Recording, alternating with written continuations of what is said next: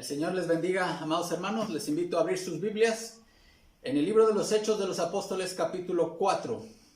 Hechos, capítulo 4, vamos a dar lectura del versículo 32 al versículo 37. Hechos 4, 32. Dice así la palabra del Señor. Y la multitud de los que habían creído eran de un corazón y un alma. Y ninguno decía ser suyo propio nada de lo que poseía, sino que tenían todas las cosas en común. Y con gran poder los apóstoles daban testimonio de la resurrección del Señor Jesús, y abundante gracia era sobre todos ellos. Así que no había entre ellos ningún necesitado, porque todos los que poseían heredades o casas las vendían y traían el precio de lo vendido y lo ponían a los pies de los apóstoles, y se repartía a cada uno según su necesidad. Entonces José, a quien los apóstoles pusieron por sobrenombre Bernabé, que traducido es hijo de consolación, levita, natural de Chipre, como tenía una heredad, la vendió y trajo el precio y lo puso a los pies de los apóstoles. Oremos. Señor, gracias por tu palabra. Te rogamos que bendigas este tiempo de exposición bíblica, que uses tu palabra, que uses a este siervo inútil. Señor, me pongo en tus manos, Señor, para que tu nombre sea glorificado en este tiempo. En Cristo Jesús. Amén. La iglesia y los pobres es el tema al que nos lleva la palabra de Dios en este pasaje del libro de los Hechos. Si alguien nos preguntara qué tan importante debe ser el tema de la pobreza para la iglesia de Cristo, ¿qué responderíamos? ¿Qué respondería usted, hermano y hermana? La Biblia, de entrada, una lectura panorámica de la palabra de Dios, nos revela que Dios es un Dios de los pobres y para los pobres. Debemos entender a qué se refiere la Biblia, antes que nada, antes de continuar con esto, hermanos. ¿A qué se refiere la Biblia cuando habla de pobres y de pobreza? Bueno, tenemos que referirnos a los ejemplos bíblicos que tenemos aquí, tanto en el Antiguo Testamento como en el Nuevo Testamento. Hay innumerables referencias de casos de gente que caían en la categoría de ser pobres. Y podríamos definir la pobreza como de la siguiente manera. Un pobre es una persona que no tiene los recursos para satisfacer sus necesidades básicas humanas, ni para él ni para su familia. ¿Cuáles son las necesidades básicas de los seres humanos? ¿Qué tendría que tener cubierto una persona o una familia para decir que tiene un nivel de vida básicamente digno? Bueno, tener garantizado el acceso a la alimentación, a una alimentación nutritiva. Tener garantizado también el acceso a una vivienda. Tener garantizado también el acceso a agua limpia, agua potable, a servicios básicos como luz, gas, drenaje, etc. Tener garantizado el acceso a servicios de salud. Tener garantizado el acceso a servicios de educación. Esas son necesidades básicas y que todos los seres humanos, si hablamos de aspirar a que todos vivan una vida básicamente digna, tendrían que estar cubiertas esas necesidades. Ahora, la realidad es que en el mundo existen millones de personas que no tienen cubiertas esas necesidades básicas. Millones de personas en el mundo no tienen acceso a una alimentación saludable. Tan es así que existen millones de muertes por hambre y por desnutrición en el mundo. Hay millones de personas que no tienen acceso a una vivienda digna. Hay millones de personas que no tienen acceso a una vestimenta, a servicios básicos como agua, etc. Y mucho menos acceso a servicios de salud, acceso a servicios de educación, etc. Hay millones de gente en esas características. Ahora vayamos a la palabra de Dios. Para la palabra de Dios, ¿qué es un pobre? Bueno, hay dos casos muy típicos en la Biblia de gente que caía en la categoría de pobreza. Por ejemplo, uno de ellos son las viudas. Al carecer en ese entonces los gobiernos o las autoridades de un sistema de seguridad social. Una mujer que enviudaba era una mujer que caía en desgracia económica. Entonces, por lo general, las viudas, tanto en el Antiguo como en el Nuevo Testamento, eran mujeres que necesitaban de apoyo, eran mujeres pobres por lo general. Un ejemplo lo vemos en 2 de Reyes, capítulo 4, versículo 1, dice: y una mujer de las mujeres de los hijos de los profetas clamó a Eliseo diciendo: tu siervo, mi marido, ha muerto, y tú sabes que tu siervo temía al Señor. Ya ha venido el acreedor a tomar a mis 2 hijos para hacerlos esclavos suyos. Y Eliseo le dijo: ¿qué puedo hacer por ti? Dime qué tienes en casa. Y ella respondió: tu sierva no tiene en casa más que una vasija de aceite. Ese es un caso típico de pobreza. Una mujer que enviudó y que ya no tenía manera de cómo poder hacer frente a las deudas que se habían adquirido en vida del marido. Y el acreedor había venido ya a llevarse como esclavos a sus hijos. Era la forma en cómo esa deuda podía quedar saldada. Esos casos son casos de gente pobre. Otro ejemplo, otro caso típico de pobreza en la Biblia son los migrantes, los extranjeros. Había leyes que Dios estableció para proteger y darle seguridad a aquel extranjero que venía a acogerse a Israel en busca de una patria, un lugar donde vivir. Y Israel tenía mandatos de no maltratar al extranjero, al migrante. Los migrantes, tanto en la antigüedad como en la época moderna, son gente pobre, son gente que necesita ayuda. El caso de Ruth es el caso típico. Leo el libro de Ruth, capítulo 1, versículo 20. Y ella les dijo: no me llaméis Noemí, llamadme Mara, porque el trato del Todopoderoso me ha llenado de amargura.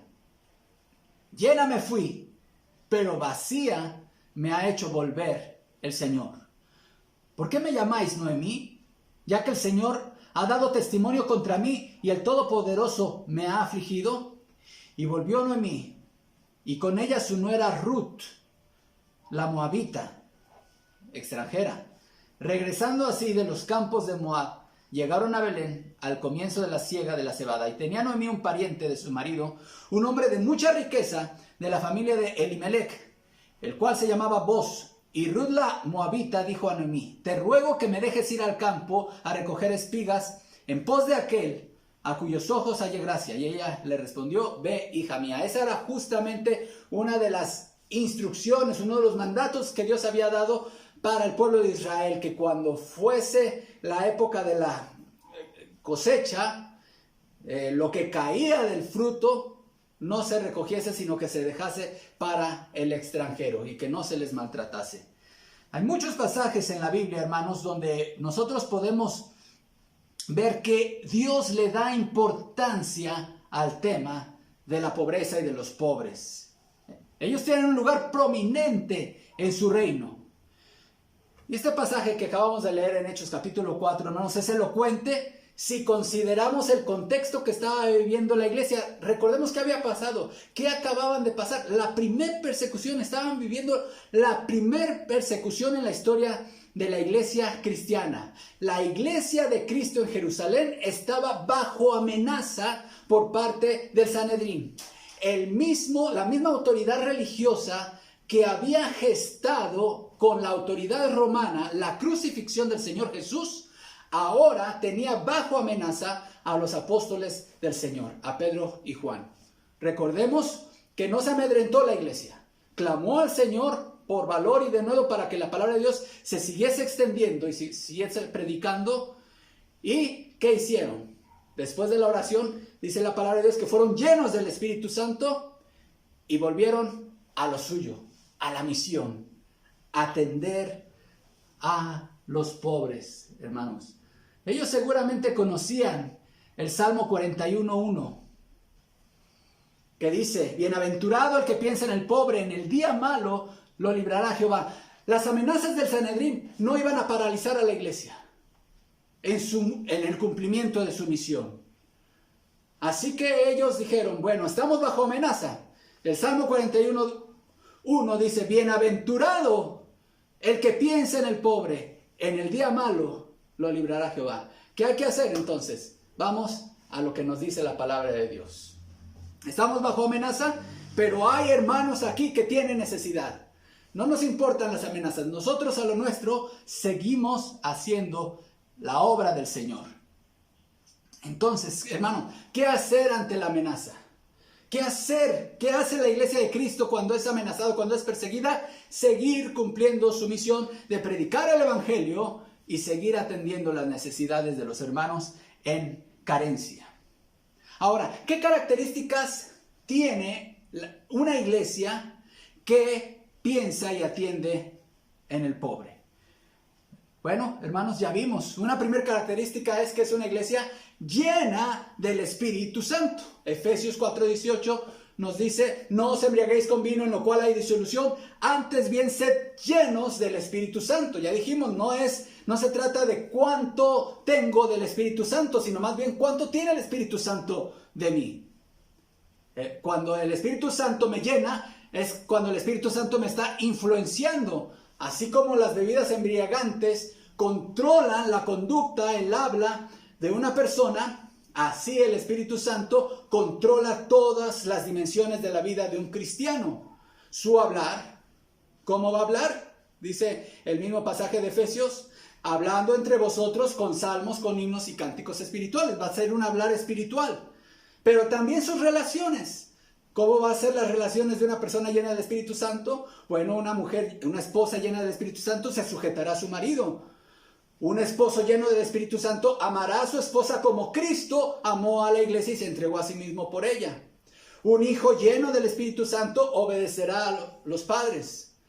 Un obrero lleno del Espíritu Santo se sujetará a su patrón, etcétera, hermanos. Esas son las evidencias y los frutos de la llenura del Espíritu Santo. Ahora, ¿qué hace una iglesia que se llena del Espíritu Santo?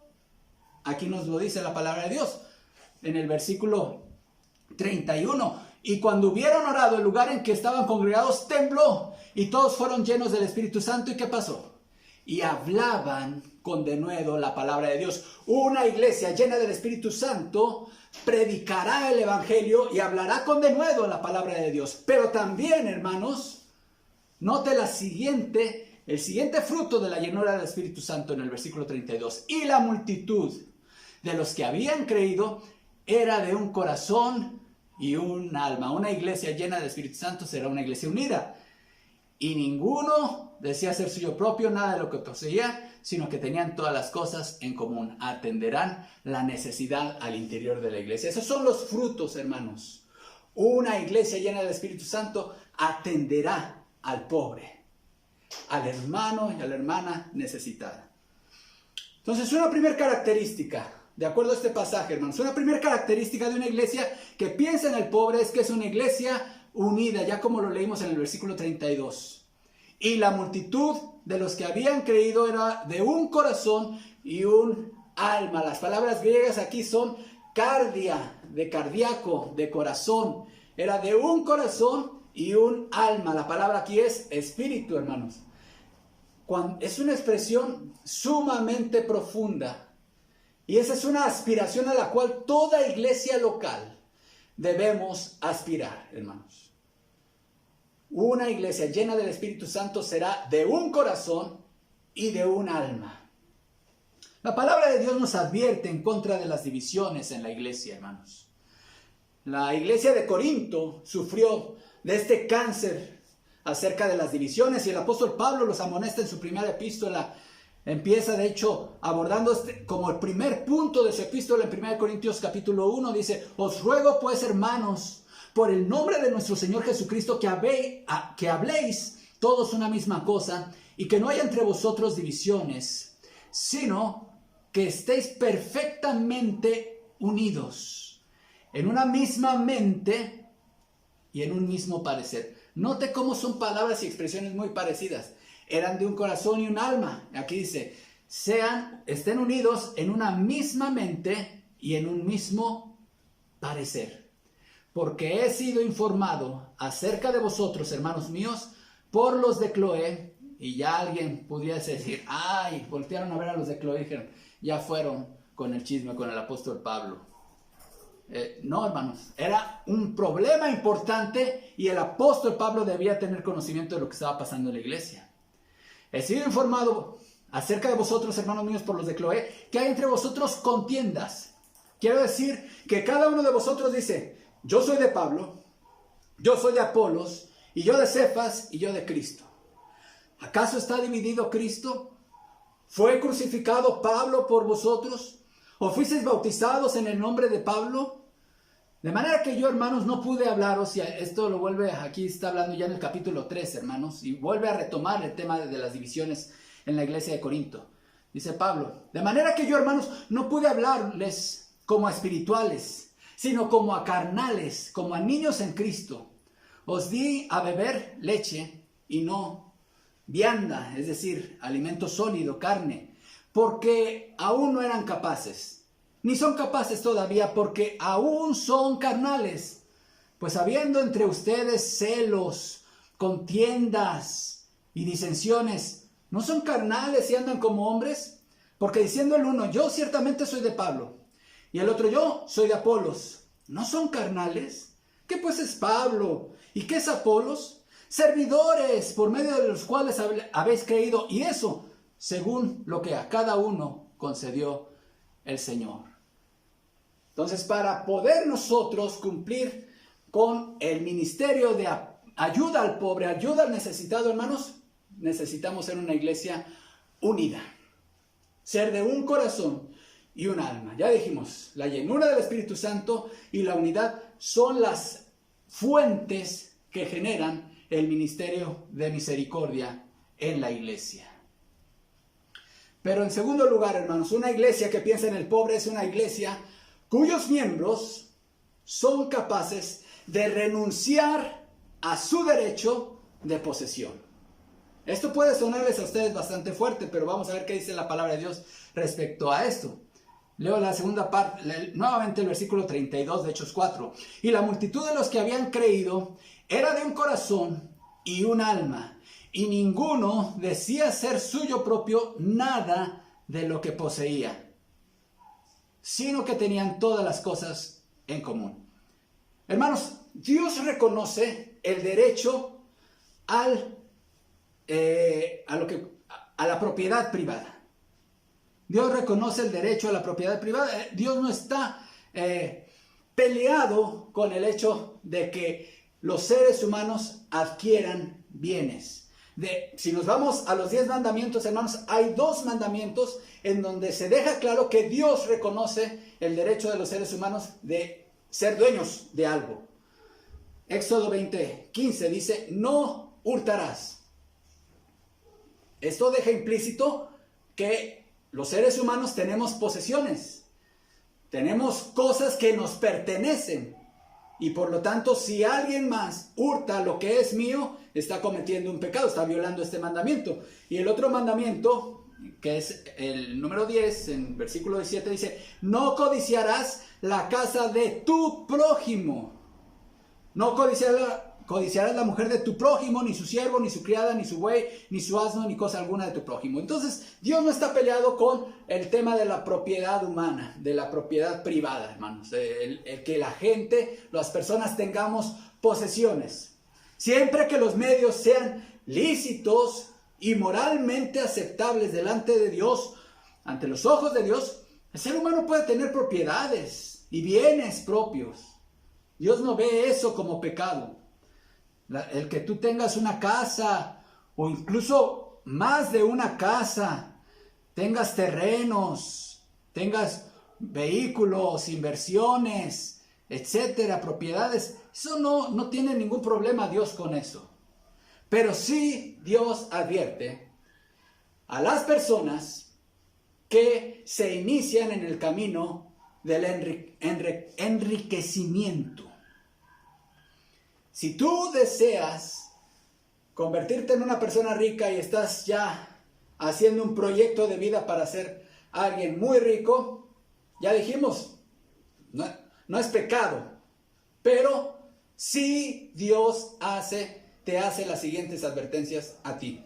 La primera de ellas, un peligro en el cual caen las personas que quieren enriquecerse es el peligro fatal de pensar que el valor de la vida humana consiste en la acumulación de bienes. Y esto lo dijo Jesús en Lucas 12:15. Mirad y guárdense de toda avaricia, porque la vida del hombre no consiste en la abundancia de los bienes que posee. Mucha gente centra como el valor de su vida y de su existencia en cuanto posee. Y eso es un error fatal. La vida del hombre no vale con base a cuánto posee, a cuánto asciende su riqueza. El segundo peligro para los que quieren enriquecerse es el peligro de caer en la idolatría. Jesús dijo también, ninguno puede servir a dos señores, porque o aborrecerá al uno y amará al otro, o estimará al uno o menospreciará al otro. No podéis servir a Dios y a las riquezas. Entonces, tener riquezas también implica dedicarles tiempo. Y dedicarles tiempo implica también muchas veces entregar tu corazón. Ese corazón que le pertenece a Dios ya entra en competencia con las riquezas. Entonces, mucho cuidado con la idolatría. También, si quieres enriquecerte, nomás guárdate de no adorar al Dios de las riquezas, al dinero, al dólar. Tercer peligro para los que quieren enriquecerse, el peligro de la apostasía. Si tú has confesado a Jesucristo como tu Señor y Salvador y tú te confiesas como cristiano y quieres enriquecerte, ten cuidado, porque la palabra de Dios advierte que esto puede ser, es el camino que han tomado muchos apóstatas. Ahora, si eres un hijo de Dios verdadero, sabemos que la salvación no se pierde. Pero sabemos, hermanos, que hay muchos que han confesado a Jesús de una forma externa y se involucran en la iglesia, pero no han nacido de nuevo. Y cuando empieza este deseo de enriquecimiento, puede ser el camino para la puerta de salida a la fe, que alguna vez, por lo menos de forma externa, confesó. Mateo 13:22. El que fue sembrado entre espinos, este es el que oye la palabra, pero el afán de este siglo, y note la siguiente expresión, y el engaño de las riquezas ahogan la palabra y se hacen infructuosa. Ustedes conocen la parábola del sembrador, hermanos. Uno de los terrenos en los cuales cayó la palabra y que no representan al verdadero cristiano es aquel que le predican el evangelio y dice, sí me interesa, quiero ser cristiano, y empieza a seguir, pero cuando se da cuenta, su corazón está más inclinado a la riqueza, y entonces dice, las demandas del discipulado son muy grandes, el cristianismo no es para mí. Cuarto peligro, para los que quieren enriquecerse, el peligro de terminar hundido en destrucción y perdición. 1 Timoteo 6:9 dice, porque los que quieran enriquecerse caen en tentación y lazo, y en muchas codicias necias y dañosas que hunden a los hombres en destrucción y perdición. El problema es que puedes caer en una codicia imparable. Ya Dios te ha bendecido con algo y finalmente no tienes límite. Y de hecho muchos de los coachings que dan pláticas motivacionales para impulsarte en el camino de una vida más próspera, etcétera, dicen que algo a lo cual tú debes aspirar es a no tener límites. Y bueno, vamos a ver en este estudio de la palabra de Dios que sí debe haber límites en nuestros deseos de aspirar hacia mejores condiciones de vida. ¿Quién es el dueño de la casa donde vives, hermano? ¿Quién es el dueño de la ropa que utilizas, de la comida que compras, del huerto donde cosechas, de tu coche, de tus cuentas de banco? Si eres cristiano, debes reconocer y responder con toda seguridad que el dueño de todo lo que posees es Jesucristo. Lucas 14:33. Así pues, cualquiera de vosotros que no renuncia ¿a qué? A todo lo que posee, no puede ser mi discípulo. Lo que Jesús le pidió al joven rico, nos lo ha pedido a todos los cristianos en todas las épocas. Esa es una demanda del discipulado. Renuncia a todo lo que posees y dámelo a mí, dice Jesús. si tú no renuncias a todo lo que posees y le cedes los derechos de posesión a Jesús, entonces tú no puedes ser discípulo de Jesucristo. Ahora, noten la similitud de este texto de Lucas, hermanos, con el texto de nuestro texto base en Hechos 4. ¿Qué dice Hechos 4:32? Y ninguno decía ser suyo propio nada de lo que poseía.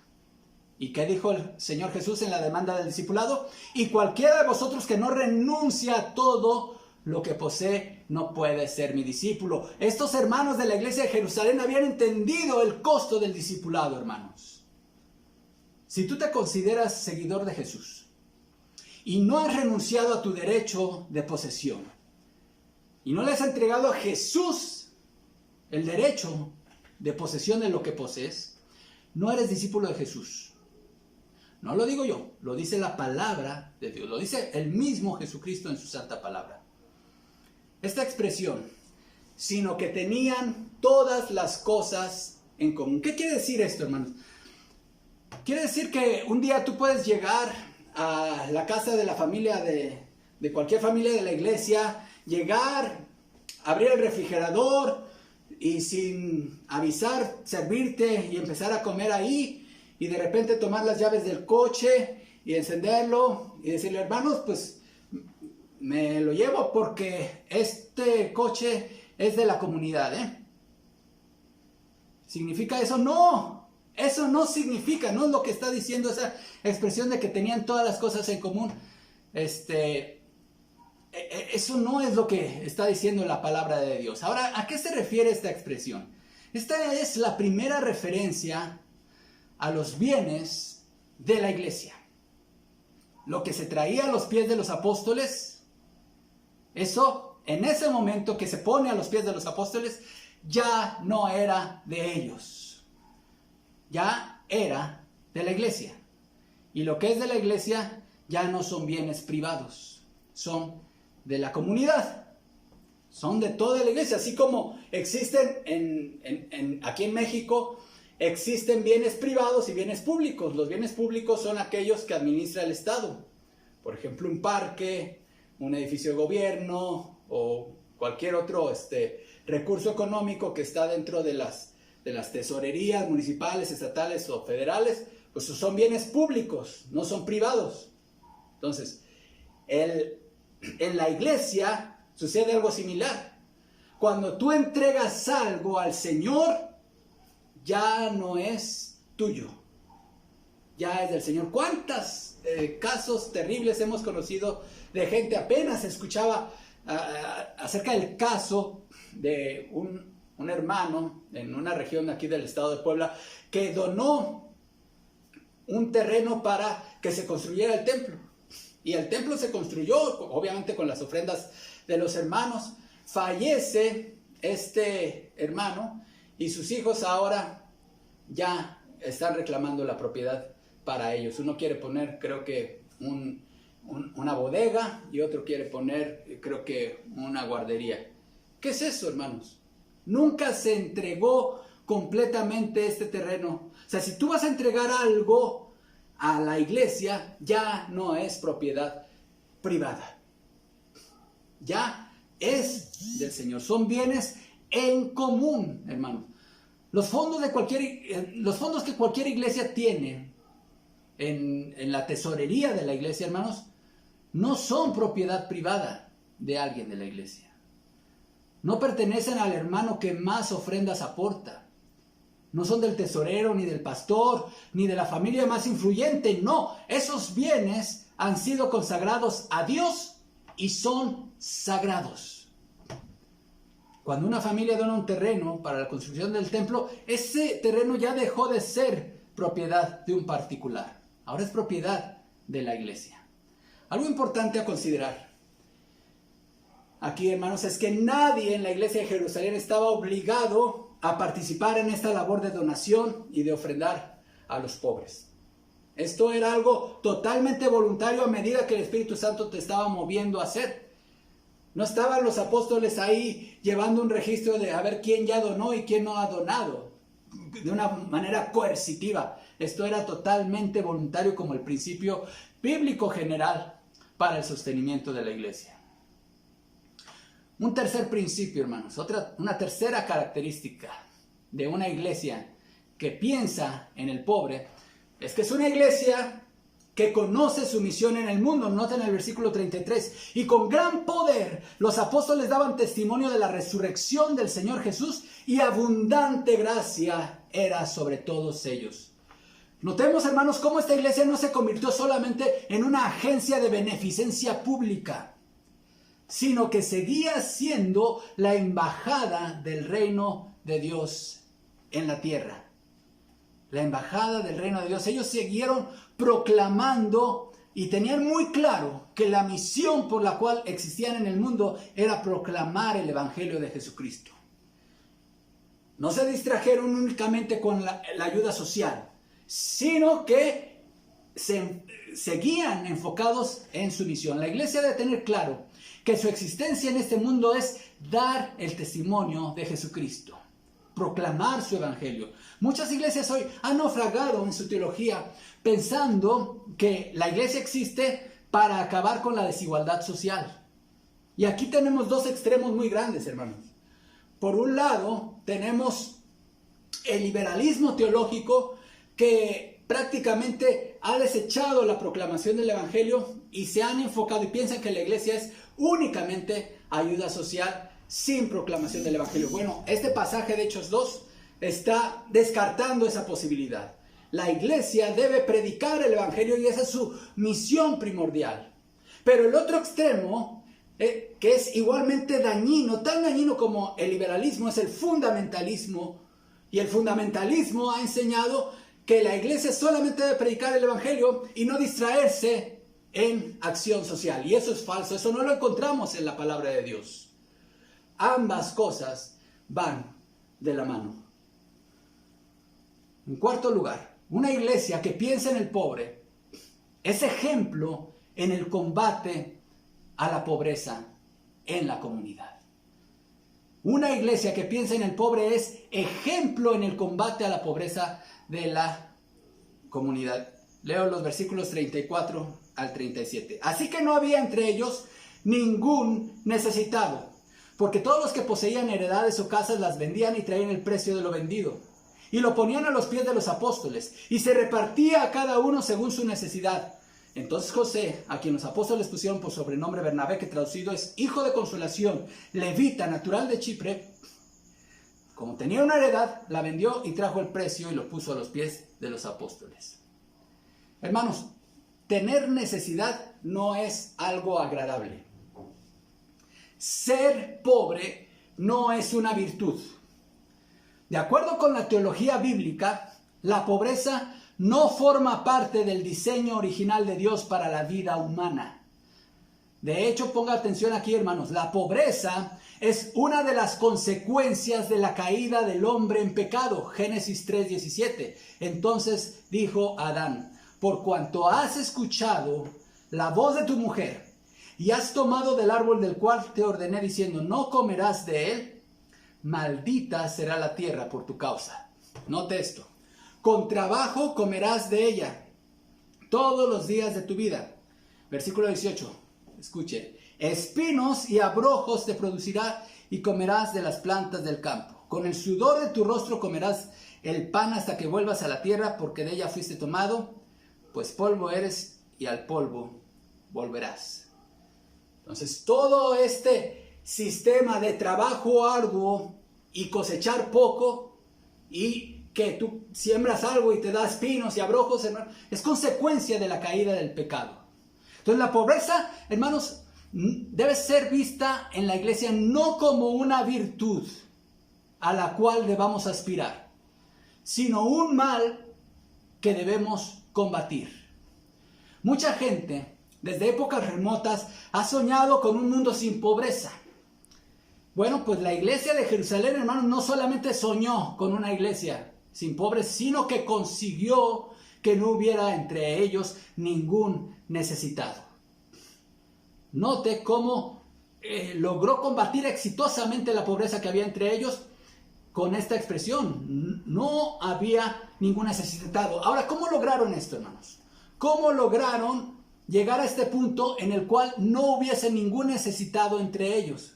Bueno, lo lograron con la única forma realmente eficaz que existe para combatir la pobreza en cualquier parte, que es combatiendo primero la desigualdad. Dice aquí, sigo leyendo el versículo 34, porque, porque nos está dando el secreto. ¿Cuál fue el secreto para que no hubiera entre ellos ningún necesitado? Dice aquí, porque todos los que poseían heredades o casas, las vendían y traían el precio de lo vendido y lo ponían a los pies de los apóstoles y se repartía a cada uno según su necesidad. Si ya vimos que la pobreza es un mal, para poder combatir un mal tenemos que conocer sus causas. Y las causas de la pobreza, mis amados hermanos, en cualquier parte, son causas estructurales. La causa de la pobreza es estructural. Así que cuando se derriban las estructuras que hacen posible la desigualdad, la pobreza desaparece.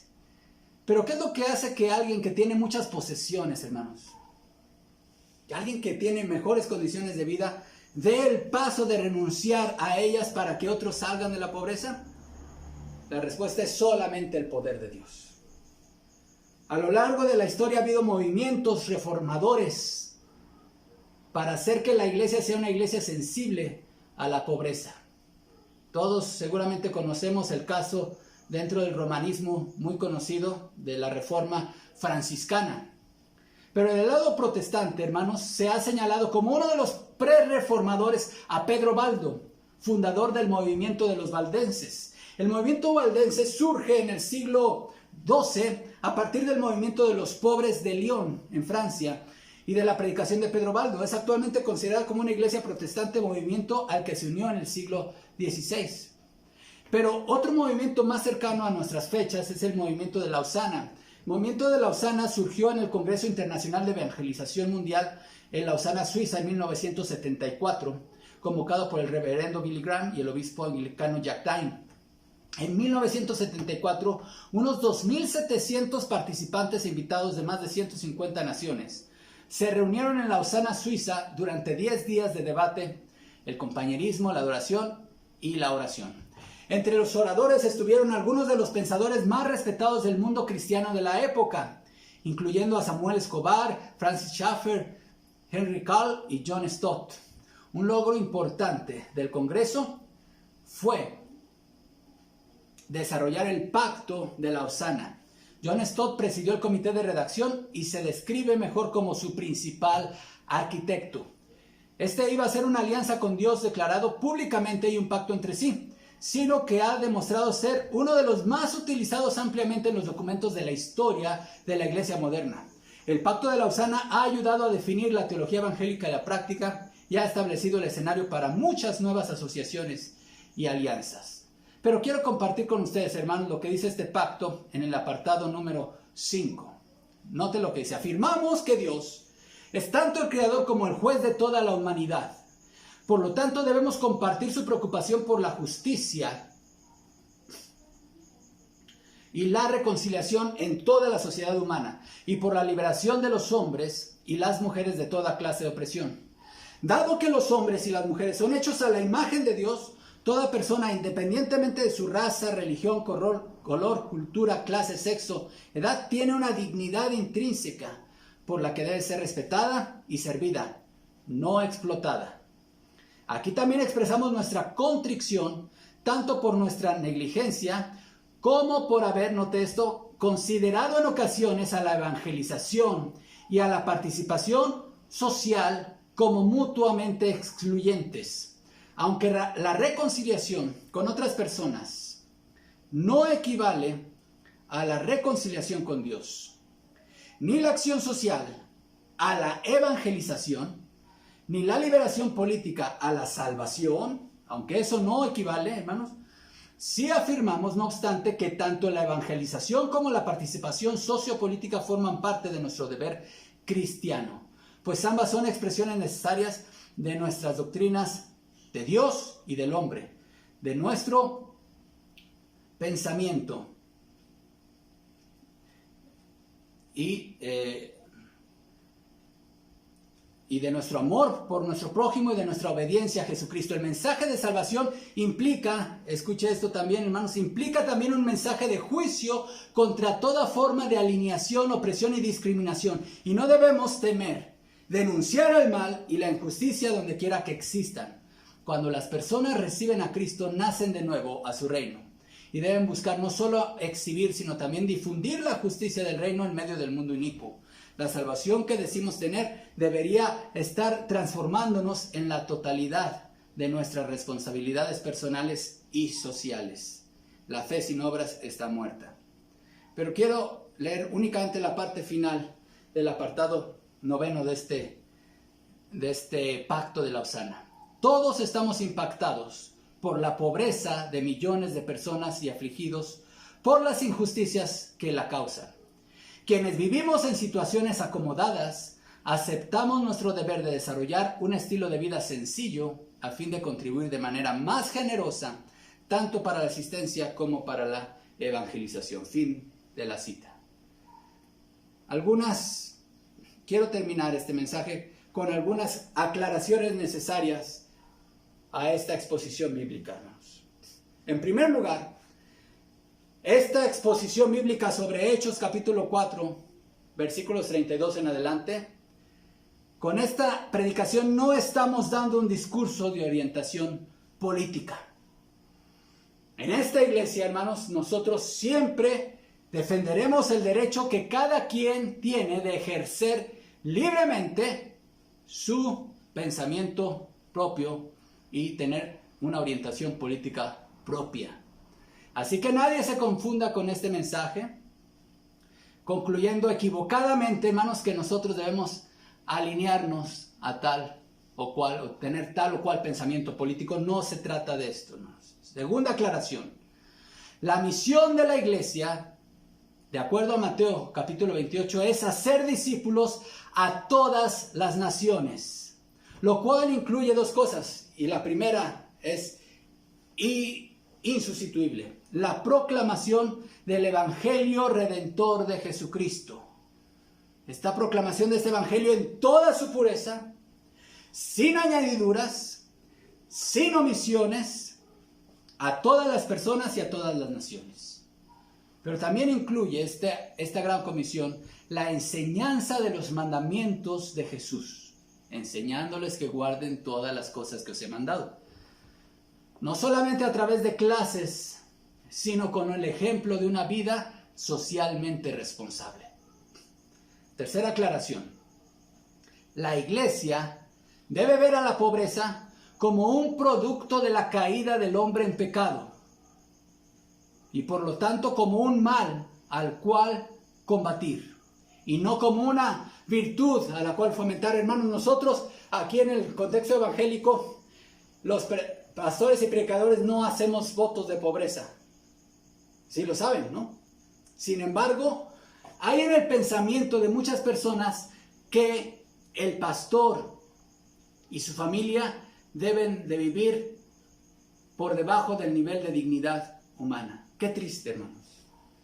Qué triste que muchas iglesias no valoran el trabajo pastoral como un trabajo que merezca.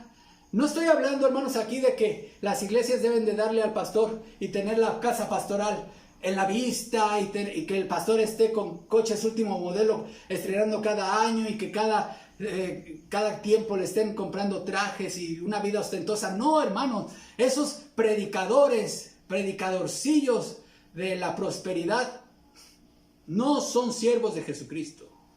Pero tampoco es el plan de Dios y el propósito de Dios para sus siervos y sus familias que vivan en condiciones de una vida por debajo de la dignidad humana. No podemos nosotros pensar en invitar a trabajar a un pastor a la iglesia y decirle: mire, tenemos allá la casa pastoral en allá donde da vuelta el aire, en unas tejas ahí de cartón. Y, hermano, vete tú mejor a vivir ahí. No debe ser esa la visión. Despojémonos ya de ese pensamiento de que el pastor que cuando dice la palabra de Dios que debe ser sufrido y con mansedumbre, hermano, no se refiere a que nos encarguemos de hacerlo sufrir a él y a su familia a través de una vida indignamente humana, hermanos. La pobreza no es una virtud, la pobreza es un mal que se debe combatir.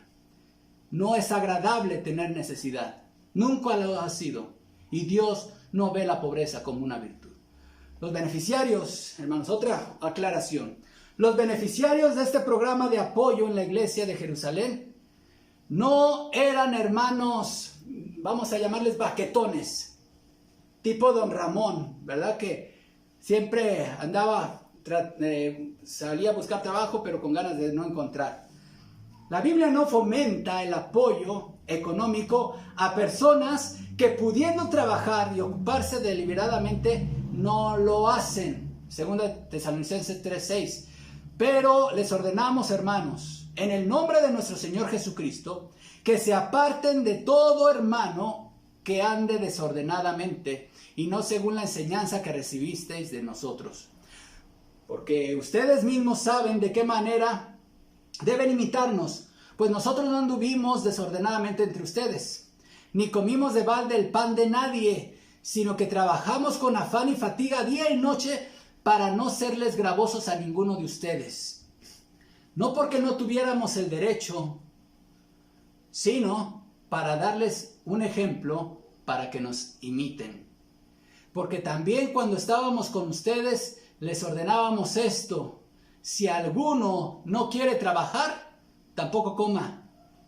Porque oímos que algunos entre ustedes andan desordenadamente, no trabajando en nada, sino entrometiéndose en lo ajeno. A los tales mandamos y exhortamos por nuestro Señor Jesucristo que trabajando sosegadamente coman su propio pan. Y ustedes, hermanos, no se cansen de hacer el bien. Si alguno no obedece a lo que decimos por medio de esta carta, a ese señálenlo y no se junten con él para que se avergüence. Mas no lo tengan por enemigo, sino amonéstenle como a hermano. A este tipo de personas baquetonas, hermanos, flojas, que pudiendo trabajar, no trabajan, lejos de apoyarlos con alguna despensa u ofrenda de amor, se les debe disciplinar. Ese es el principio, hermano. Sin embargo, hemos vivido ahorita, estamos viviendo todavía en medio de una pandemia. Pandemia que ha afectado la economía de toda la nación y de muchas familias en la iglesia. Así que muchos hermanos que realmente han tenido un historial de ser gente trabajadora, pues ahora se han visto afectados. Es importante, hermanos, apoyar en medio de pandemias como esto, hermanos, y es correcto lo que se ha hecho de estar apoyando a hermanos en necesidad. Quinta aclaración.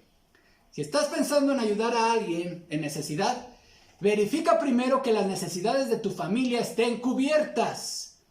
No sea que caigas en el caso de una de las amonestaciones más severas de toda la Biblia. 1 Timoteo 5:8. Porque si alguno no provee para los suyos y mayormente para los de su casa, ha negado la fe y es peor que un incrédulo. Lo cual sería lo mismo decir como lo condena el apóstol Pablo en 1 Corintios 13. Y si repartiera todos mis bienes para dar de comer a los pobres y entregase mi cuerpo para ser quemado y no tengo amor, de nada me sirve. Hermanos, cuidémonos de caer en ese peligro. Nos enteramos de una necesidad en una familia de la iglesia y de repente ya dijimos, ahí va la ofrenda de apoyo. Y cuando tus hijos ya necesitan zapatos. O de repente dices, ay, es que lo que tenía para la inscripción, para la lista de útiles de la escuela de mi hijo, ya lo di para la ofrenda de la iglesia, para el apoyo a las familias necesitadas. No, hermano, no caigas en eso. Estás desatendiendo las necesidades de tu casa, de tu propia familia. Estás cayendo en el error que condena el Señor. Primero tu casa. Verifica primero que en tu casa estén cubiertas las necesidades. Ok, y entonces Dios te da, seguramente te va a dar para que des para hermanos en necesidad. Hermanos, este tema también, y esta es otra aclaración, también nos trae la tensión entre la soberanía divina y la responsabilidad humana. Alguien podría argumentar contra todo lo que he dicho que Dios es soberano, Y Dios a uno los hace ricos y a otros los hace pobres, y que el pobre debe de aceptar su condición de pobre y aguantarse así, y que el rico debe decirle al pobre, aguántate porque Dios te hizo así. Y le citan Proverbios 22:2, el rico y el pobre se encuentran, a ambos los hizo Jehová. Recordemos, hermanos, que eso, la soberanía divina, el creer en la soberanía divina, no excluye nuestra responsabilidad humana de ver a la pobreza como un mal que nos debe doler y que debemos trabajar por remediar. Esta enseñanza no es otra última aclaración. Esta enseñanza, hermanos, no es una apología de la teología de la prosperidad ni de la teología de la liberación. Ambas filosofías son perversiones del evangelio puro de Cristo y no tienen sustento en la palabra de Dios. La teología de la liberación surge en Latinoamérica en el seno de la Iglesia Católica y considera que la salvación de la que habla la Biblia es la liberación de las estructuras sociales y políticas que oprimen a las clases menos favorecidas. Eso no lo enseña la Biblia. La teología de la prosperidad nace en el seno del neopentecostalismo o carismatismo y básicamente enseña que la muerte de Cristo no solamente trae beneficios que tienen que ver con la redención de nuestros pecados, sino que su muerte también trae beneficios que tienen que ver con nuestra prosperidad económica, prosperidad en nuestra salud, prosperidad en nuestras relaciones, prosperidad en nuestros negocios. Mentira. Tampoco eso enseña la palabra de Dios. No es necesario abundar en estas enseñanzas para darnos cuenta que ambas corrientes son herejías y que no tienen sustento bíblico. Por muchos seguidores que tengan las dos, no debemos considerarlas como parte de la enseñanza bíblica. Un hecho que no se puede negar es que el Dios de la Biblia es un Dios que siempre se ha puesto del lado de las clases menos favorecidas. Antiguo y Nuevo Testamento dan prueba de ello. A Dios nunca lo verás del lado del opresor, siempre del lado del oprimido. Nunca del lado del explotador, siempre del lado del explotado. Nunca del lado del rico, siempre del lado del pobre. ¿Al lado de quién debe estar la iglesia? Muchos preguntan hoy, ¿dónde está la verdadera iglesia?